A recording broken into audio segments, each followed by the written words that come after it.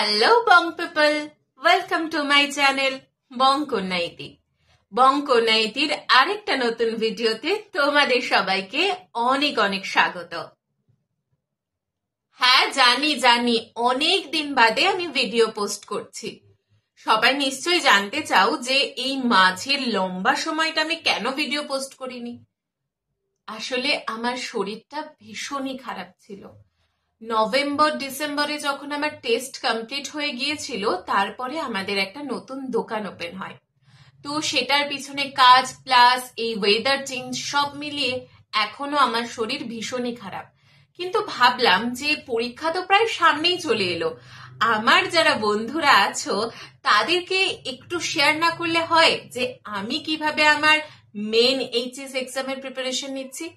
তা তো হয় না না, তাই আমি চটপট চলে এলাম তোমাদের সাথে শেয়ার করতে আমার স্টাডি ব্লগ। তো আমার যারা এইচএস এর ক্যান্ডিডেট বন্ধুরা আছো তারা অবশ্যই ভিডিওটা একটু স্কিপ না করে পুরোটা দেখতে থাকো। আর তোমরা যারা এখনো অবধি আমার চ্যানেলটাকে সাবস্ক্রাইব করোনি তারা অবশ্যই চটপট করে আমার চ্যানেলটা সাবস্ক্রাইব করে নাও, কারণ এবার থেকে ডেইলি কিন্তু আমি এইচএস এর নানা প্রিপারেশন ভিডিও আপলোড করতে থাকবো। তো চটপট চ্যানেলটাকে সাবস্ক্রাইব করে নাও আর ভিডিওটা একটু স্কিপ না করে পুরোটা দেখতে থাকো। তো আজকে আমি প্রথমেই যেই টপিকে আলোচনা করব সেটা হলো এই বইটা সম্বন্ধে। এই বইটা সম্বন্ধে মাধ্যমিক উচ্চ মাধ্যমিকের ক্যান্ডিডেটদের নিশ্চয়ই আর নতুন করে কিছু বলতে হবে না। এই বইটা এবিটিএ। তোমরা আশা করি সবাই এই বইটা এখন সলভ করছো, আর যারা এখনো কেননি তাদেরকে বলবো চটপট করে কলেজ স্ট্রিটে যাও বা তোমাদের বাড়ির সামনে যে কোনো বইয়ের দোকানে এই এবিটিএ বইটা অর্ডার করে চটপট কিনে ফেলো। কারণ এই এবিটিএ থেকে যদি তোমরা পুরো সব কোশ্চেন সলভ করতে পারো তাহলে কিন্তু তোমাদের পরীক্ষা অনেক ইজি হয়ে যাবে। এবার তো গেল এবিটিএ এর কথা। এবারে অনেকেই আছো যারা এবিটিএ সলভ করতে চাও না, কারণ এবিটিএ তে যেহেতু অনেক প্রশ্ন থাকে, অনেকে মনে করো যে না এটা আমার দ্বারা সম্ভব নয়, বা যাদের প্রিপারেশন অনেক কম তাদের উদ্দেশ্যে বলছি। তো তারা তোমরা এই পারুলের টার্গেট বইটা কিনতে পারো। এর মধ্যে অ্যান্সার করা থাকে, তোমাদের কোথাও আটকে গেলে তোমরা কিন্তু বই উল্টে অ্যান্সার দেখে ওটাকে ভালো করে প্র্যাকটিস করতে পারো। এই টার্গেটে যে সকল প্রশ্ন থাকে আমার কিন্তু টেস্ট পরীক্ষায়, মানে এইচএস এর যে টেস্ট পরীক্ষাটা স্কুলে হয় সেই পরীক্ষায় এই টার্গেট বইটা কিন্তু আমাকে ভীষণভাবে হেল্প করেছে। তো আমি তোমাদের সাজেস্ট করব তোমরা যদি এবিটিএ সলভ করতে না চাও তাহলে এই টার্গেটটা কিনে পুরো সলভ করতে পারো, তোমাদের অনেক হেল্প হবে। এটা তো গেল টেস্ট পেপারের কথা। এবারে আসি, তোমরা অনেকেই হয়তো জিজ্ঞাসা করতে পারো যে তুমি কি কিছু সাজেশন বই পড়ছো। তাদের উদ্দেশ্যে আমি দেখিয়ে দিই যে আমি কিন্তু সবসময় সম্রাট এক্সক্লুসিভের সাজেশন বই পড়ে থাকি। এটা কিন্তু কোনো প্রমোশনাল ভিডিও নয়। আমি নিজের পয়সায় কলেজ স্ট্রিটে গিয়ে সম্রাট এক্সক্লুসিভের সমস্ত সাবজেক্টের বই কিনে এনেছি, মানে আমার যে সাবজেক্টগুলো আছে সেই সব সাবজেক্টের বই কিনে এনেছি, এবং এই বইগুলো পড়ে আমার কিন্তু স্কুলের টেস্ট এক্সামে ভীষণ হেল্পফুল হয়েছে।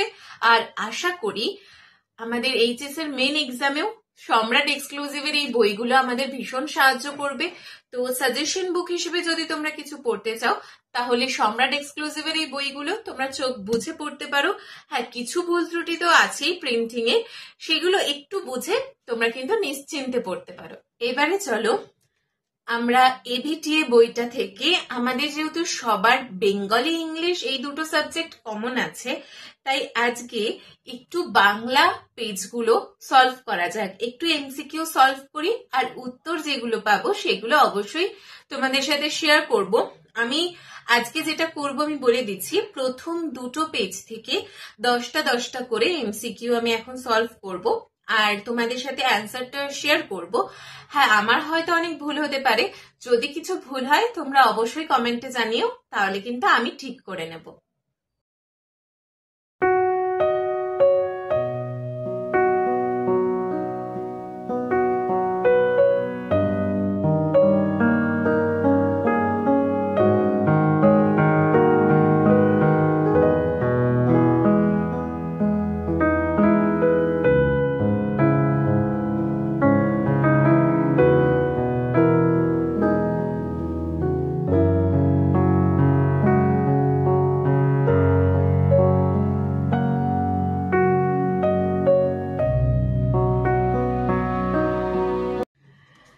আমি প্রথম পেজটা সলভ করে ফেলেছি।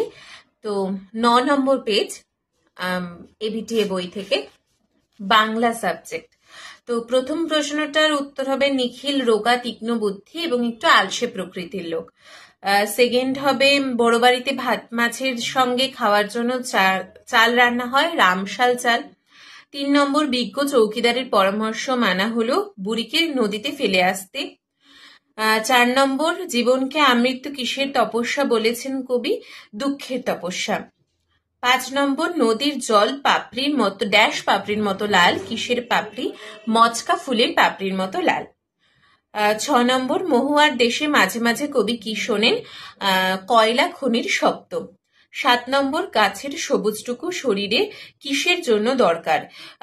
শরীরে আরোগ্যের জন্য দরকার। আর এরপরে 8 নম্বর যথেষ্ট রিলিফ ওয়ার্ক না হওয়ার কারণ লোকের অভাব। 9 নম্বর রেধে বেড়ে শাশুড়িকে খাওয়ানো কার কাজ? কার কাজ? এটা হচ্ছে মেজ বউয়ের। আর 10 নম্বর এক জাপানি থিয়েটার মস্কোতে গিয়েছিল, জাপানি থিয়েটারটি ছিল কাবুকি থিয়েটার। তো আমি প্রথম দিয়ে একবার 10টা কোশ্চেনের অ্যান্সার বলে দিচ্ছি, তোমরা মিলিয়ে নাও।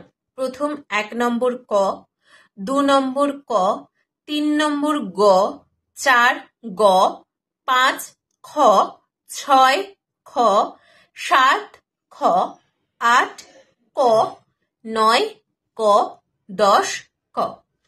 তো ফার্স্ট চ্যাপ্টারে 10টা এমসিকিউ আমাদের সলভ। এবারে আমরা সেকেন্ড চ্যাপ্টারের 10টা এমসিকিউ সলভ করে তারপরে অ্যান্সার গুলো বলছি তোমাদের।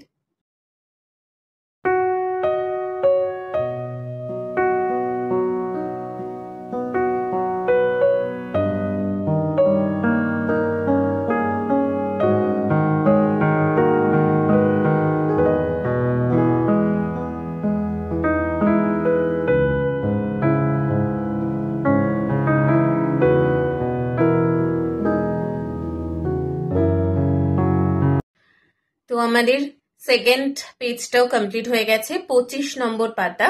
প্রথম উত্তরটা নিখিল ভাবছিল বন্ধুকে বুঝিয়ে বলবে এভাবে দেশের লোককে বাঁচানো যায় না। সেকেন্ড, মৃত্যুঞ্জয়ের ধুলিমলিন সিল্কের জামা এখন অদৃশ্য হয়েছে। থার্ড, থুত্তুরে ভিকিরি বুড়ির গায়ে জড়ানো ছিল চিটচিটে তুলোর কম্বল। 5 নম্বর কনকপানি চালের ভাত খান বড়বাবু। 6 নম্বর না, এটা 4 নম্বর। 5 নম্বর হচ্ছে উৎসবকে বড় উতলা করে কি? ফুটন্ত ভাতের গন্ধ। 6 নম্বর মেঘমোহদের মহুয়ার দেশ আছে অনেক অনেক দূরে। 7 নম্বর শহরের অসুখ হা করে কি খায়? সবুজ খায়। রক্তের অক্ষরে দেখিলাম, কবি কি দেখলেন? আপনার রূপ। 9 নম্বরটা আমি পারিনি, তোমরা যদি কেউ জেনে থাকো অবশ্যই আমাকে কমেন্টে জানিও। আর 10 নম্বর এর নাম হওয়া উচিত অভাব নাটক। তো আমি পরপর একটু পয়েন্টগুলো বলে দিচ্ছি, তোমরা মিলিয়ে নাও। 1-এর উত্তরটা হবে গ, 2-এরটা খ, 3-এরটা ক, 4-এরটা ক, 5-এরটা গ, 6-এরটা ক, 7-এরটা ক, 8-এরটা গ, 9-এরটা আমি পারিনি, তোমরা যারা জানবে আমাকে অবশ্যই কমেন্টে জানিও। আর 10-এরটা হচ্ছে 10-এরটা খ। তো এই হচ্ছে, হ্যাঁ খ, তো দাঁড়াও একবার দেখে নিই। এর নাম হওয়া উচিত খ, হ্যাঁ।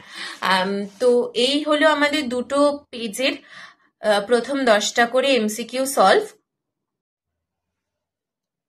তো আজকে কিন্তু আমরা এবিটিএ থেকে প্রথম দুটো পেজের 10টা করে এমসিকিউ সলভ করলাম। আর তোমরা যারা আরো এরকম সলভ করার ভিডিও দেখতে চাও তারা অবশ্যই কমেন্টে জানিও। আর তোমরা কি ধরনের ভিডিও দেখতে চাও? আমার লেট নাইট স্টাডি ব্লগ দেখতে চাও, নাকি আমি সারাদিন কিভাবে পড়াশোনা করি সেটা দেখতে চাও? সেগুলো অবশ্যই কমেন্টে জানিও। তোমাদের যেরকম তোমরা চাইবে সেরকম ভিডিওই আমি ভবিষ্যতে নিয়ে আসার চেষ্টা করব, যাতে তোমরা আমার ভিডিওতে আরো বেশি বেশি করে ভালোবাসা দাও। তো আজকে ভিডিও এই পর্যন্তই। ভিডিওটা কেমন লাগলো অবশ্যই কমেন্ট করে জানিও। যদি একটু হেল্পফুল মনে হয় তাহলে অবশ্যই একটা লাইক করে দিও।